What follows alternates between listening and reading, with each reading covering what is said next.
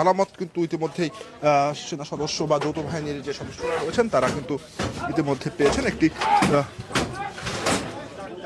রুমের ফ্লোর ভাঙা হচ্ছে আমরা দেখতে পাচ্ছি, এবং সেখানে হয়তোবা মাদক বা অস্ত্রের সন্ধানে কিন্তু সেটি আসলে করা হচ্ছে, এবং প্রত্যেকটি ঘরেই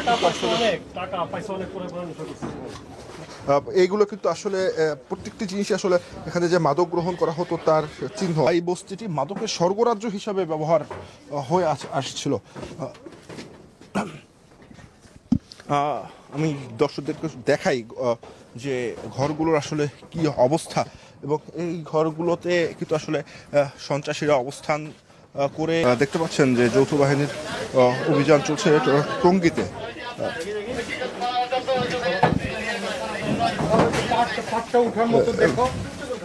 এবং তারা প্রত্যেকটি দেখছেন স্যার, এই যে পাওয়া গেছে দেশীয় অস্ত্র থেকে শুরু করে মাদক